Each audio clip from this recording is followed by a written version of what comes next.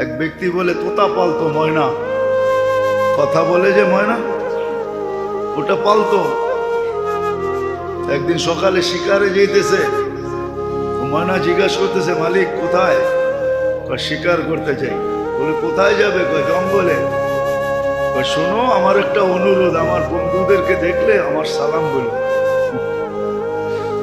বাগানে ঢুকেই দেখতেছে 8-10টা ময়না বসে আছে এক ডালে।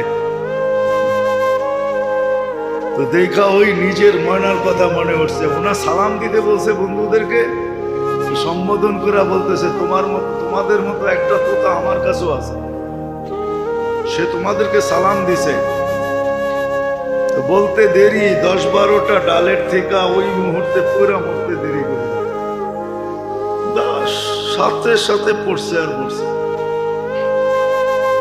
তো 10টাকে নাইরা চেরা উঠা মনটা ভাঙা গেছে যে ওর সালামে এমন কি বিষ ছিল মিলানো যে বলতে দেরি মরতে দেরি হলো না, এক একটা কত দামি। তো ভাঙ্গা মন নিয়ে শিকার ছাড়াই বাড়িতে ফিরে আসছে। আসার পরে জিজ্ঞাসা করছে মালিক হাত খালি, শিকার কোথায়? তুই আর কথা বলিস না, তোর সালামে কি বিষ ছিল? বলে কেন? তোর বন্ধুদেরকে সালাম দিতে দেরি হলো, মরতে দেরি করে নাই। বাস এটা বলতে দেরি, নিজেরটাও মরতে দেরি করে, ওটাও মরে গেছে। তো খাঁচা খুইলা সামনে রাইখা অনেকক্ষণ নাড়াচাড়া করে দেখছে, চোখের পানি ঝরায়, মরে গেছে, এখন আর কি করা যায়। যখন উঠা অন্য মনস্ক হয়ে দাঁড়াইছে, তো তোতা উইরা চালের উপরে যায় বসে বসে হাক্কা বাক্কা খায়া গেছে। এটা কি হইলো? তো মরে গেল, আবার জীবিত হয়ে উড়াল দিল কি করে? ওইখানে বসে বলতেছে মালিক আমার সালামে বিষ ছিল না, আমার বন্ধুরা আমাকে ফন্দি শিখায়া দিছে যে আমাদের মতো যদি বাগানে ঘুরতে চাস, ফুলের ডালে ডালে ঘুরতে চাস, আর বাগানে বাগানে ঘুরতে চাস, আর বহু জাতীয় ফল খাইতে চাস, তো মরার আগে একবার মরা যা। ওরা আমাকে ফন্দি শিখাইয়া দিছে। আল্লাহ আমাদেরকে ফন্দি শিখাইতেছে, সত্য এটাই। আল্লাহ আমাদেরকে ফন্দি শিখাইয়া দিতেছে, এটা আল্লাহর মেহেরবানি। নাহলে কখন কি করণীয় এটা আল্লাহ শিখানোর দরকার ছিল না। আবু হানিফা রহমতুল্লাহ আলাইহি তো এটাই বলে যে মানুষকে যে বিবেক দিছে আল্লাহ, আল্লাহর আর কিছু দরকার ছিল না। বিবেকের প্রতি হুকুম ডালা যথেষ্ট ছিল যে আমাকে বিবেকের মাধ্যমে তালাশ করে রাজি করা। না রসুল দরকার ছিল না, কিতাব দরকার ছিল। উনি যুক্তিও দিছে লিউযিকাহুম বাদাল্লাযী আমিলু লাআল্লাহুম ইয়ারজিউন। বিপদ আইনা আল্লাহ মানুষকে দূরে করতে চান না, কাছে করতে চান, বিপদ কাছে করার জন্য। কিন্তু হ্যাঁ, এটার ভিতরে দুই ভাগ হয়, এটার ভিতরে দুই ভাগ হয়ে যায়। কোন ব্যক্তির বিপদ তাকে আল্লাহর কাছে করে, সে সারাদিন আল্লাহ আল্লাহ করে আল্লাহর দিকে দৌড়ায়। আর কোন ব্যক্তি বিপদে পড়া আল্লাহর থেকে দূরে সরে, তখন আল্লাহর দিকে অভিযোগের আঙ্গুল উঠায়। হ্যাঁ, আমরা সবাই উঠে, ইস্তেগফার তো পরের কথা, আমরা সবাই উঠে। বিপদে পড়লেই কয় আল্লাহ কি আমারে ছাড়া আর কাউকে চোখে দেখে নাই? এটা কি চারটিখানি ছোট কথা নাকি? অনেক বড় কথা। গরিব বলে আল্লাহ আমাকে কি দিছে, রিক্সাওয়ালা বলে আল্লাহ আমাকে কি দিছে। ও দেখে না, ও যে দেহটা দিয়ে রিক্সা চালায়, আর দেহটার ভিতরে যে শক্তিটা দিছে রিক্সা চালানোর মতো। এখন তো অটো রিক্সা চলে আসছে, এর আগে তো অটো ছিল না। কি অটো চালাইতে বুঝি দেহ লাগে না? না, ওইটা অটো চলে, নাম অটো দেখে অটোই চলে। ওটার জন্য দেহর দরকার হয় না? ওটাকে কি ব্রেক দিতে হয় না? ওটাকে ডাইনে বামে করতে হয় না? না, ওটা অটো চলে। ও তো দেখে না, ওর দেহটা দেখে না যে আল্লাহ ওকে সুস্থতা দিছে। ওর মতোই কত মানুষ হাসপাতালে পড়ে আছে, সারাদিন ক্লান্ত হয়ে যে বিকালে বাড়িতে যায়, পাওয়ার ব্যাংকের মতো যদি ক্লান্তিটা জমা থাকতো ওটার ভিতরে, দেহের ভিতরেই জমা থাকতো, আল্লাহ কি সিস্টেম করতে পারতেন না? পাওয়ার ব্যাংকে যদি বিদ্যুৎ জমা থাকতে পারে, তাহলে আল্লাহ কি ক্লান্তি শরীরের ভিতরে জমা রাখতে পারতেন না? না পারতেন না? না আল্লাহর কাছে এই সিস্টেম নাই, না আল্লাহ এই সিস্টেম জানে না। যদি জমা রাখতো তো 3 দিন পরে রিক্সায় উঠতো কে, চালাইতো কে? আরে 3 দিন না, পরের দিনই হাত লাগাইতো কে রিক্সায়? ও যে বাড়িতে যায়া সেমন তো কিছু খায় নাই, 2টা ডাল ভাতই তো খাইছে, ঠিক না? না আপনাদের মতো ফাস্ট ফুড খাইছে, দামি দামি খানা খাইছে, হ্যাঁ? না সেরাটনের থেকে না খাইছে? কি মাছ ভাত 20 পদ খাইছে নাকি? রিক্সাওয়ালা খায় কি? হয়তো একটু শাক, একটু ভর্তা সর্তা, হ্যাঁ? ওইদিকে যাইতে চাই না যে দাম বাড়ছে, ওর নাগালের বাহিরে চলে গেছে, ওটা ভিন্ন কথা। 4টা ডাল ভাত খায়া যে সকালে আবার চাঙ্গা হয়ে রিক্সা নিয়ে বাহির হয়েছে, এটা তো ভাবে না। ও তো অভিযোগ করতেছে, আল্লাহ আমার কি দিছে, আল্লাহ কি দিছে। আবার সত্য তো এটাই, সত্য তো এটাই, বিল্ডিং লোড উঠাইতেও তো হবে, ঠিক না? কি অনেক সময় থাকে না, লোড বেশি হয়ে গেলে চাক্কা বাস্ট হয়ে যায়, হয় না? হয় না? হ্যাঁ, ও যে বলে আল্লাহ আমাকে কি দিছে, ও দিলে আবার লোড উঠাইতে পারবো কিনা, এটাও তো একটা ব্যাপার আছে, ঠিক না? হ্যাঁ, কি মনে হয় বুঝাইতে পারি না। পরে যদি 100 কোটি টাকা দিয়া দেয় তো ও লোড উঠাইতে পারবে? ও তো টাকার বারে বেইমান হয়ে যাবে। কত মানুষই তো বেইমান হয়ে গেছে, টাকা ছিল না তো আল্লাহ আল্লাহ করছে, সম্পদ মিলতে দেরি, আল্লাহকে বলতে দেরি করে নাই। আপনি দেখেন, যখন বাচ্চা ছিল তো লুঙ্গি কোথায় ছিল এটার কোনো খবর ছিল না, ঠিক না? যুবক হইতে দেরি, বাপ আসতে দেরি করে না, এখন বাপ লয়া চলে। জিন্সের প্যান্টের বাপ কি, টি শার্টের বাপ কি, চুলের স্টাইল কি, বাপ নিয়ে চলে না। অথচ অল্প কয়েকদিন আগে ওর লুঙ্গিরও খবর ছিল না। যখন বাচ্চা ছিল তখন কি লুঙ্গিরও খবর ছিল না, লুঙ্গি কই ছিল? ঘুমাইতো এক জায়গায়, লুঙ্গি আরেক জায়গায়, ঠিক না? এরকমই তো ছিল। হ্যাঁ, মা বাবা সকালে ঘুমাইতে উঠে বলতো, তোর জ্বালায় আর বাঁচলাম না, তুই ঘুমাস কই, লুঙ্গি কই, ঠিক না? যুবক হইতে দেরি, বাপ আসতে দেরি হয়, তো লোডও তো সইতে হবে।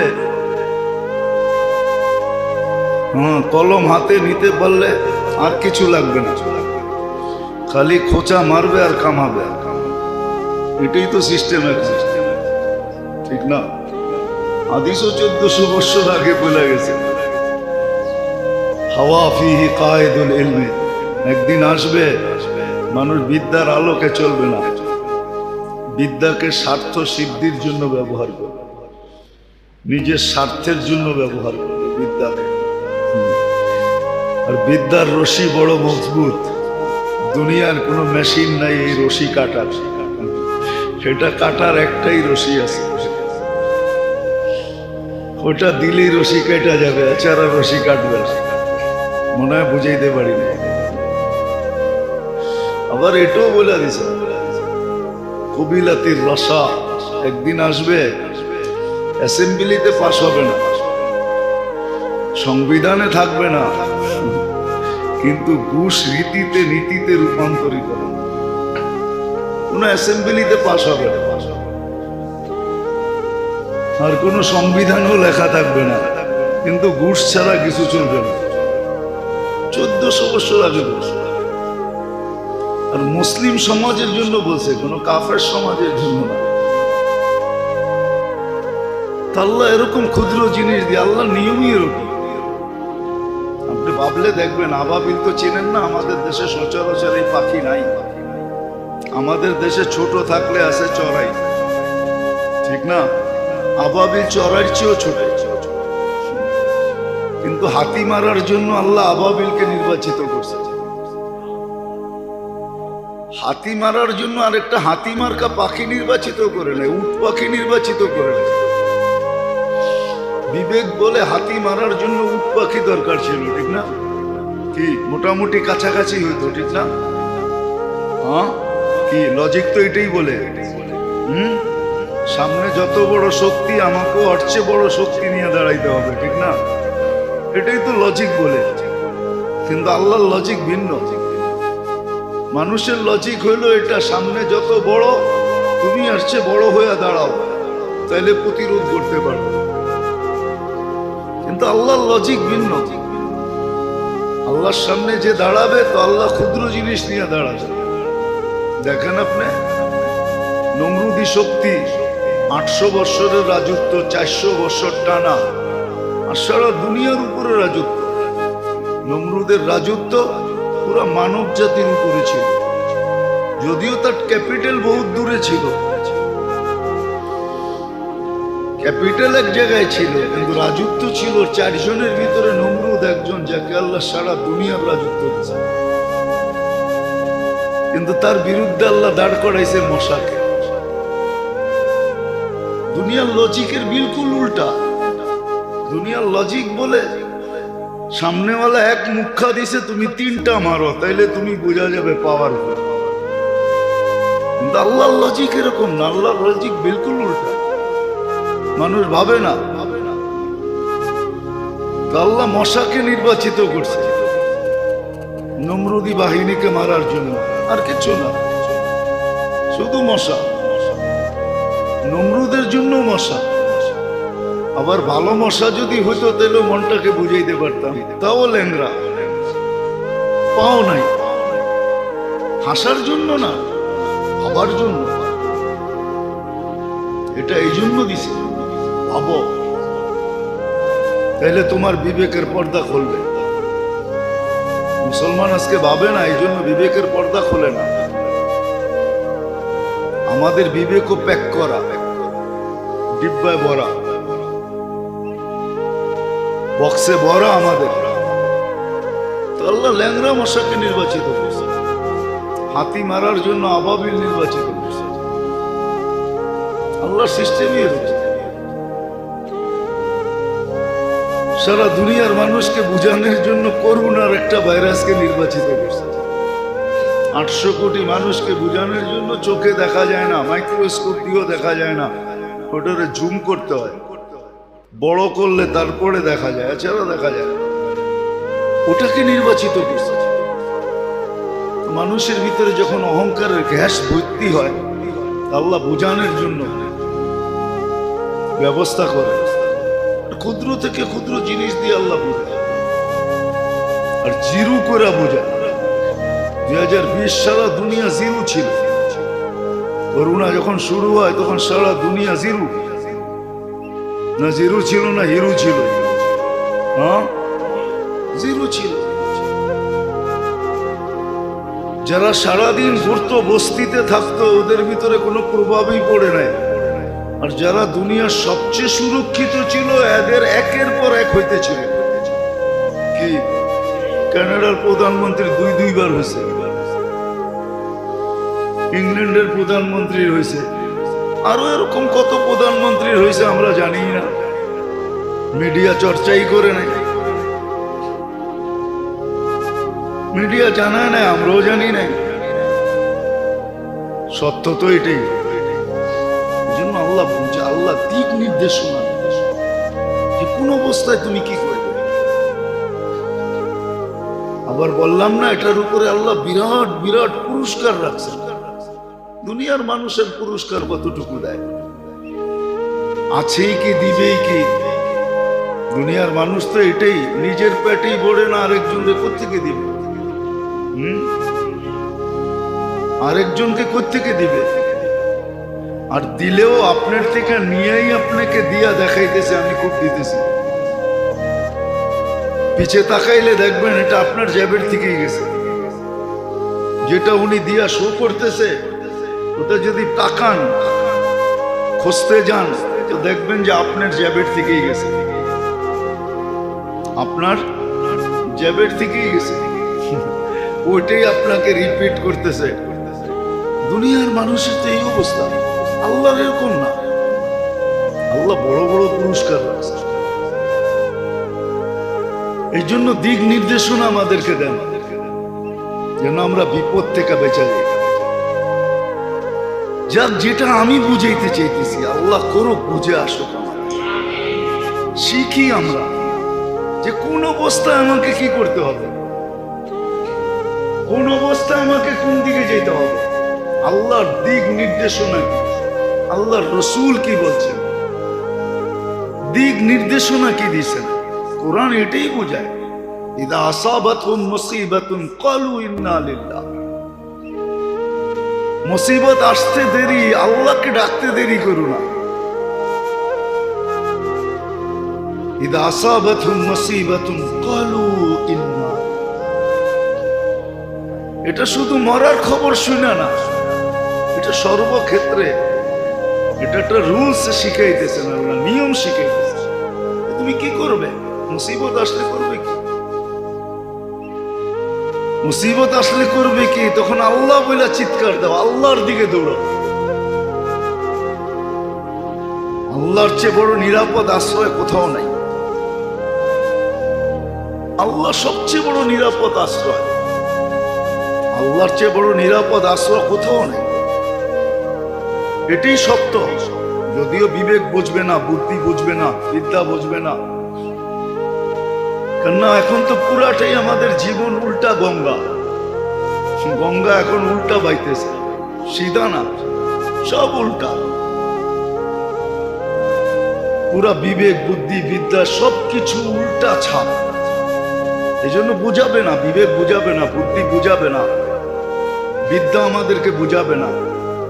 কিন্তু মুসলমান হিসাবে সত্য এটাই, মুসিবত আসলে আল্লাহ বলে চিৎকার দাও, আল্লাহ বলে চিৎকার দাও, আল্লাহর দিকে দৌড় দাও। ফিরু ইলাল্লাহ, আল্লাহর দিকে ভাবো।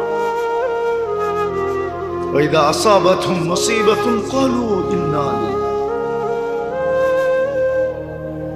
ওয়া ইন্না ইলাইহি রাজিউন। একটা কথা আছে না, কালকে যাওয়ার চেয়ে আজকে যাওয়াই ভালো। কালকে যাওয়ার চেয়ে, মাঝে মাঝে বলে না, আরে কালকে যখন যেতে হবে আজকেই যাইগা, আজকেই। হ্যাঁ, কোরআনও আমাকে এটাই বুঝিয়েছে, কালকে কিন্তু তোমাকে আল্লাহর কাছে যেতে হবে, বিদে আজকেই যাও, আজকেই আল্লাহর কাছে হও। কোরআন এটাই বুঝিয়েছে, কালকে কিন্তু তোমাকে বাধ্য হয়ে আল্লাহর কাছে যেতে হবে। বাধ্য হয়ে যাওয়ার চেয়ে সদ ইচ্ছা আল্লাহর কাছে যাও, আল্লাহর কাছে যাও। মনীষীরা বড় সুন্দরভাবে বুঝাইছে, ইবনুল কাইয়ুম জাওজি রহমতুল্লাহ আলাইহি বুঝাইছেন, ওনার কিতাবে আছে। যদিও কাহিনী, কিন্তু শিক্ষামূলক কাহিনী। যা হোক, যেটা বুঝাইতে চেয়েছি, সুরক্ষিত করো, লালন পালনও করে, আবার 24 ঘন্টার দিক নির্দেশনাও দেয় যে কখন কি করবেন। এই দিক নির্দেশনাও আছে, আল্লাহ মানুষকে দিক নির্দেশনা দিয়েছে। খুশি হইলে কি করবে, মিললে কি করবে, না মিললে কি করবে, খুশি হইলে কি করবে, দুঃখ হইলে কি করবে, সুস্থ হইলে কি করবে, অসুস্থ হইলে কি করবে, সর্বক্ষেত্রের দিক নির্দেশনা আছে। আবার প্রত্যেক দিক নির্দেশনার উপরে ওয়াদা আছে, বড় বড় পুরস্কারের ওয়াদা আছে, ছোট ছোট না। মানুষ তো ছোট ছোট দেয়, এটা পাওয়ার জন্য, এটা পাওয়ার জন্যই তো কতজন পাগল হয়ে যায়, ধর্ম কর্ম সব ছেড়া দেয় এই ছোট ছোট পাওয়ার জন্য। কিন্তু আল্লাহ বড় বড় পুরস্কার রাখছে। পাওয়ার উপরে কেউ শুকরিয়া আদায় করে আলহামদুলিল্লাহ বললো, আলহামদুলিল্লাহর সওয়াব দেখেন কত বড়। দেখেন, কিতাব খুলে দেখেন আলহামদুলিল্লাহর সওয়াব কত বড়, সুবহানাল্লাহর সওয়াব কত বড়। তো এটাও বুঝিয়ে দিয়েছেন কোন ক্ষেত্রে কি করবে, দিক নির্দেশনা দিতেছেন 24 ঘন্টা। আবার যেটা মানুষের বুঝে আসে না, চোখে দেখে না, অলৌকিক প্রাকৃতিক যেটাকে আমরা বলি, বিপদ থেকে বাঁচাইতেছে। নাহলে মানুষ তো সিগন্যাল উঠায়, ঠিক না? উঠায় না সিগন্যাল? হ্যাঁ, 10 নম্বর মহাবিপদ সংকেত উঠায় আনিছে। মানুষের ধারণা যে কিচ্ছু থাকবে না, ঠিক না? কিন্তু আল্লাহ বাঁচায়। মুখা মারার কথা ছিল আমাদের দেশে, কিন্তু মুখা অন্যদিকে গেছে। মুখা চিনেন? মুখা মুখা মারার কথা ছিল আমাদেরকে, কিন্তু আল্লাহ বলে না, মারতে দিব না, এখানে আরেক দিকে চলে গেছে। সত্য এটাই। ভূমিকম্প আসলে মানুষ বলে ভাবে যে হয়তো শোয়া রেখে চলে যাবে, কিন্তু শতবার আসছে, আল্লাহ কিছু হইতে দেন না। বাঁচাইছে কে? হ্যাঁ, এই মাত্রার ভূমিকম্প, এর চেয়ে কম মাত্রার ভূমিকম্প দিয়ে আরেক জায়গায় শোয়াত হয়ে গেছে। আল্লাহ বাঁচায়। সত্য এটাই। এই জন্য মেরে দোস্ত, আমাদের শিখা উচিত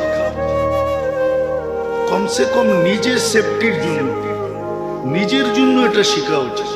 নিজের ফ্যামিলির জন্য, পরিবারের জন্য, সংসারের জন্য শিখা উচিত। শিখা উচিত, ভাবা উচিত। সত্য এটাই।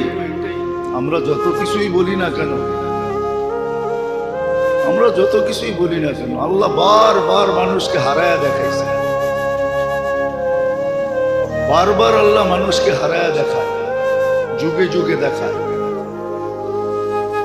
হ্যাঁ, শুধু সেফটি ট্যাঙ্কিতে গ্যাস তৈরি হয় না। সেফটি ট্যাঙ্কি থাকে না, মাঝে মাঝে গ্যাস তৈরি হয় তো, আবার মানুষ মারাও যায়, ঠিক না? আমাদের ভিতরেও গ্যাস তৈরি হয়।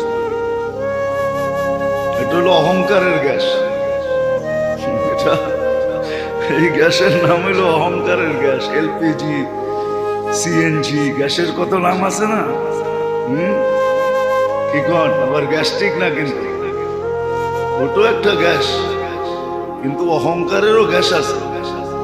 এই জন্য আল্লাহ শত বৎসর পর মুসিবত আনছে, করুণা এরকম আসা গেল।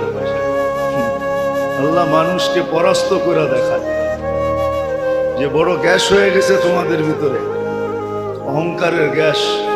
কিন্তু আল্লাহ জাল্লে জালালুহু মানুষকে তৈরি করছেন, নিজের কুদরত দিয়ে সাজাইছেন। 24 ঘন্টা সুরক্ষিত করেন।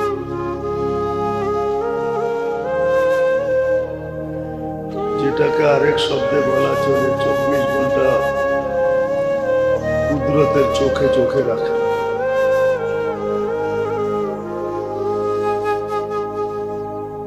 মানুষ তো সিসি ক্যামেরায় কতক্ষণ নজর রাখে, সামান্য সময় সিসি ক্যামেরার মনিটরিং দেখতে থাকে। তো আল্লাহ 24 ঘন্টা মানুষকে কুদরতের চোখে চোখে রাখে। 1 সেকেন্ডের জন্য চোখের থেকে উজ্জ্বল হইতে দেন না।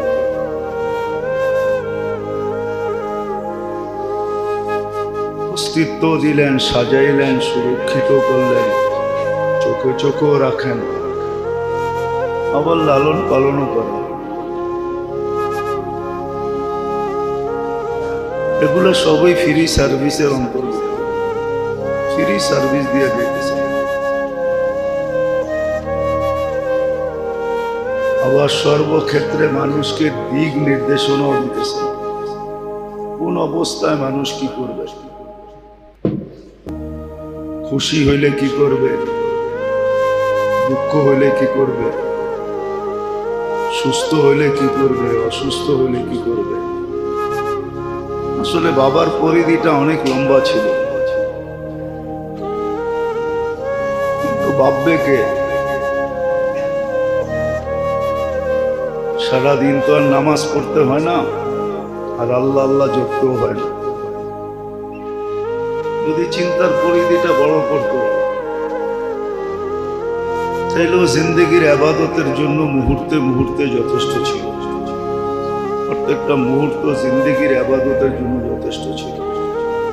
আর হাদিসে এটাই পাওয়া যায়, লা তাফাক্কুরু সাআত খায়রুম মিন ইবাদাতি 60 আও 70 সানা। সামান্য মুহূর্তের চিন্তা 60-70 বছর টানা কন্টিনিউ বন্দেগীর চেয়েও উত্তম। তাও কবুল। বন্দেগী করার পরে তো একটা সন্দেহ থাকে, কবুল হলো কি হলো না। এটা কিন্তু কবুল, কবুল লেখা হয়,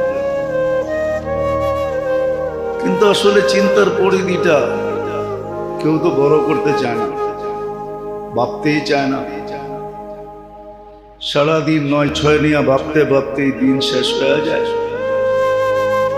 আবার রাত শুরু হয় তো রাতও 9-6 নিয়েই শেষ হয়ে যায়। 9-6 বলতে দুনিয়া বুঝেই না, দুনিয়া নিয়েই সারাদিন ভাবি।